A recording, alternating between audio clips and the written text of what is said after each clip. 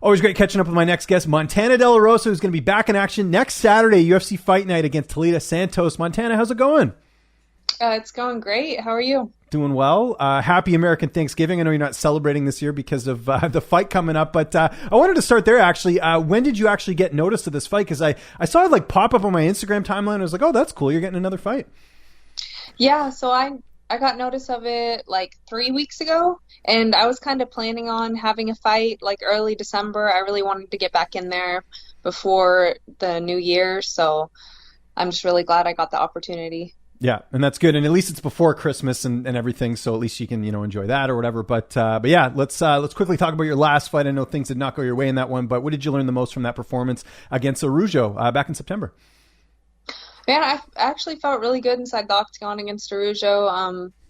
Felt good to just get that ring time, and I felt like my striking improved tremendously in that fight, and I just all around became a better fighter, just fighting a high-level girl like her. Yeah, and I know part of that, too, you talked about was, training at Elevation Fight Team. You said it was a really good fit there. You feel like we got to see, because I think even in that fight, I think we saw a little bit more of you than we've normally seen. Is that accurate? Do you feel like you got to show some things that maybe we haven't seen in your past fights? Yeah, I mean, I grew a lot there training with like Christian and stuff with my striking, and I kind of brought that back home and used that. And then I'm still working with Elliot now. Like we kind of Zoom talk every day, so he helps like get my mind right for training and stuff. And I have my husband here, of course, helping me, and then Eric Sands, my wrestling coach, who's been my wrestling coach for a couple of years now. Okay, that's awesome. And yeah, we were talking about this off air. You're not in Colorado this time around because of all the COVID cases and stuff. So I guess just regular, training like you've normally been doing back home in terms of, because I know you do a bit of cross training as well. Yeah, I mean, I brought Lauren Murphy out here a few times. She's been a really big help this camp. I'm so thankful for her. And then just the same, private lessons, and then really good jiu-jitsu out here. So yeah, just blending everything together, and I've been training hard. Yeah. And let's talk about Talia Santos, 16-1 record. How do you feel like you match up against her here? She hits super hard. I mean, she's really game opponent. Can't wait to get in there next weekend. Yeah, no, it's going to be a good matchup. So you mentioned Lauren. Who else are you getting to work with in terms of training partners? She's like the most high level one, and then just of course my husband and a bunch of our up and comer like amateur fighters, and we got some pro fighters over here. So we're building an MMA team over here that we've been building for a while, and some of those guys are getting really good. We have a lot of 125ers that have been helping me out a lot. That's good. So is the plan, I guess, like once the COVID stuff clears up, are you going to go back to Colorado, or do you want to continue to stay back home? Because when we were talking last time, it seemed like that was going to be a regular thing for you. Yeah, I mean, I like both. I definitely want to go back out there for sure. I mean, I do love my camp here too, so I'd like to maybe do like half and half and work it out somehow. I don't know. Yeah, because we talked about this last time, because I asked you, I was like, do you want to move out there? Colorado's beautiful, but obviously your daughter's there, back in Texas. And then, as well, this is something I'm jealous of you. You have like you don't pay like a mortgage, right? You like bought your house outright, didn't you?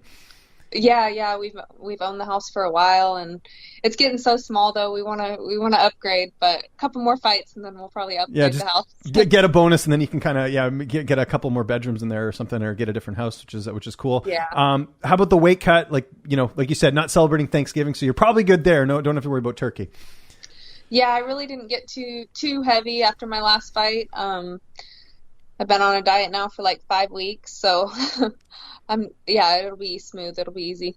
Excellent. And what is the latest with your husband, Mark? We haven't really heard any fight news since his last fight. Yeah, he's just been training and just waiting for an opportunity, I guess. Yeah. Okay, that's good. Like it must be easier though, like having a husband who's also a fighter, and like you guys can train at probably any hour, and he knows you really well. Like I know for some it can be taxing, but do you find that's almost like a benefit? Because like some fighters they have a spouse who isn't involved in MMA at all.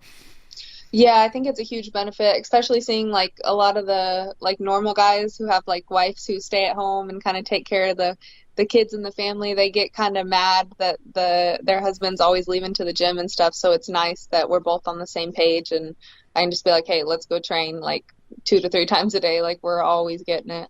Well, not just that, but like, let's say you're in a bad mood because you're cutting weight. Like, Mark will understand because he's cut weight before too. It's not like, you know what I mean? Like, you can't really get in that mindset unless you've actually done it, right? So, yeah, for sure. That's That'd cool. be tough. And who's going to be in your corner for this fight? It'll be Mark, Eric Sands, and then Elliot Marshall. Oh, nice. Okay, that's good. So how often do you chat with Elliot? Like, you're talking about doing the Zoom calls. Like, I guess, is it like maybe a couple times a week, or do you Yeah, is I it talk like? to him like every day. Oh, cool. Every Okay. day. Yeah, So that's for the good. past like month now. So it's been good. Yeah, no, that's good to have that. How do you see the fight playing out on the 5th? Obviously with my hand raised. Well, yeah, obviously. Why sign the contract? But I mean, like, how do you see it unfolding? How do you think it? What type of fight are we expecting on December 5th? Just very well rounded. Just gonna take it wherever it needs to go. Well, yeah. Let me clarify the question because I know fighters hate it when it's like, how, of course I'm going to win the fight, but like give the game plan out either. No. Of course, yeah, that too. But I meant sort of what I'm getting from you as well is that like you learned a lot of stuff when you were in Colorado. You're continuing to build off some of the things with Elliot, like you said with the Zoom calls. So I imagine you want to show even more than you showed in your last fight with some of the stuff you've learned. That's kind of what I'm getting from you. Yeah, I mean, just everything. My wrestling's gotten better. My jiu-jitsu's gotten better. I've gotten a lot more comfortable on my feet. Like just watching like my fights before Viviana, like I was like watching me on the feet. I did not look comfortable at all. So just being more comfortable in there and just being comfortable wherever it goes. Do you think people forget how young you are? Like you have 17 career fights for someone your age. That's just not very, I mean, that's rare, right? To have that, like there's girls on Contender Series that are much older than you. And yet here you are still, kicking ass in the UFC. Do you think people kind of forget about that like you're still, you're still developing at this point? Yeah, I mean, I don't really pay attention to what everyone says. I mean, I'm just trying to get better and take one fight at a time and yeah, just keep fighting, keep winning, and hopefully be the champion one day. With working with Lauren Murphy, I mean, she's been on a roll lately. I think she deserves the next title shot. I've been making this case for a while because to me, it's about the wins in the division. If you get consecutive wins, that should count for something as opposed to someone just jumping up and getting one win. But that's a podcast for another day. But are you kind of feeding off that momentum that she's got? Because she's really like ever since she's gone to Texas, it's been like a game changer for her, and you're seeing it every fight over and over again. Oh yeah, I'm super happy for her. I think she should definitely get the next title shot. Yeah, and I think she is in line for that. So I can't wait to see that fight. Yeah. And I will go down there and help her as much as she came over here and helped me. She's just a few hours away in Houston. So yeah, I'm willing to help her just as much. Do you know how many fights you have left on your contract? Because if I'm not mistaken, you were kind of on like I guess you weren't on an Ultimate Fighter contract, were you, when you first started, or how did that work? When I first started, yeah, and then right before I fought Andrea, I got a new contract, and then I just negotiated for a new contract for this fight. Oh, so. Excellent. Okay, how many fights is it? 4-fight contract. Congrats. That's awesome. That's really cool. So, I mean, that must give you some confidence going into the fight, knowing that the UFC's behind you. It's not like, because that's the thing, right? You never want to go into just the last fight without a new contract. So the fact that got together, that worked out well. You must feel pretty good about that. Oh yeah, for sure. Gives me a lot of confidence. Yeah, and I think too with your division, I mean, it's still pretty wide open right now. I mean, Valentina's just beating all these contenders, but I mean, I know you're coming off a loss, but I think that a couple wins. I mean, who knows where you could be, in terms of the contender stuff. Do you feel like you're sort of in a good division for that, as opposed to say like men's bantamweight, where like everyone's a contender basically? Yeah, for sure. I mean, a couple wins could get you to the title, so there's really not.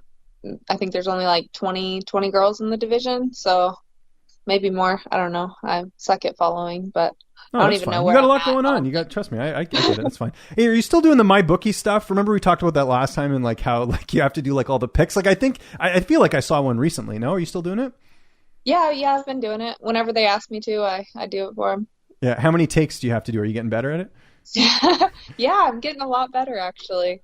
At first it was like 10 takes. Now it's like 1, maybe 2. Good stuff. That's good to hear. And what else has downtime been looking like? You're back at home. I assume, is your daughter doing, I guess, like Zoom school, or like how does that work?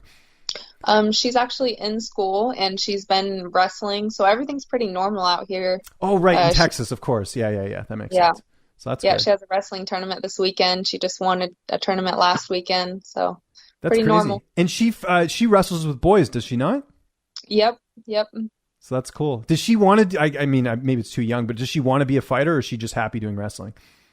She goes back and forth. She says she wants to go to the Olympics for wrestling, but Yeah. We'll see. Keep winning those matches. That's good. Montana, really appreciate the time. Like I said, you got a million things to do. Really appreciate it. Anyone you want to thank, any sponsors, any social media, the floor is yours. Sponsors. I want to thank NMR Pipeline, Battle Bold, VersaClimber, and Laser Eye Care Center, who just got my eyes done. So, did you wear glasses before?